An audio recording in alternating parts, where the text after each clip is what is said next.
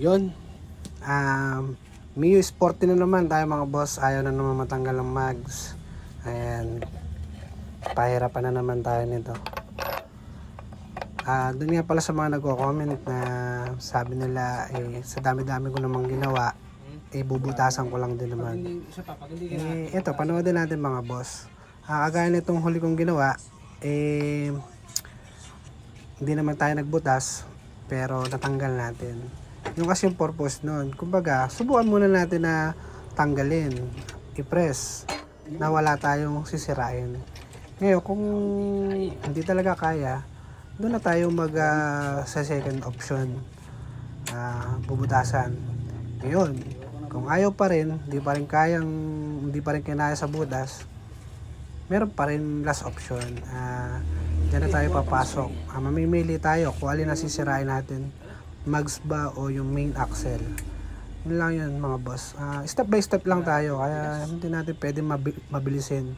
Kasi dyan nga tayo babayadan ng customer sa ating trabaho.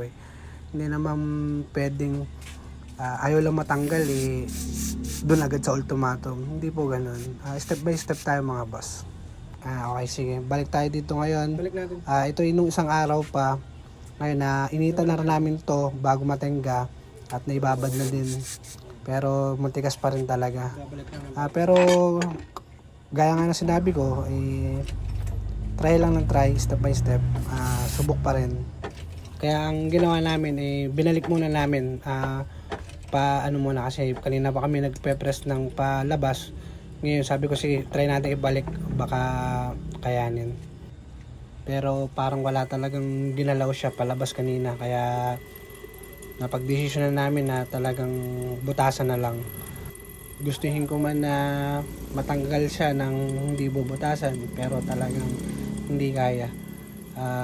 Yung press bagong gawa na yung hydraulic hose niya, pero talagang hindi pa rin kaya.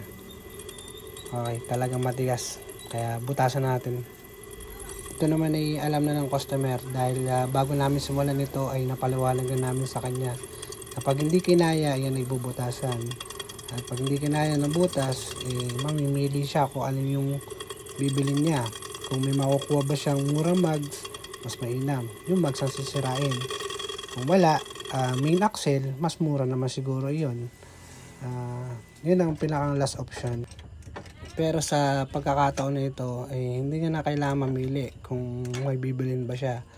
Dahil alam ko naman na kayang-kaya na ito dahil nabutasan na nga natin. Ayan, panoodin natin mga boss.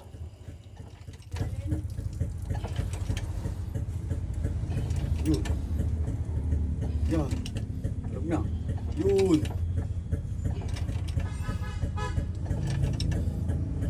Ayun na ngayon. Yun.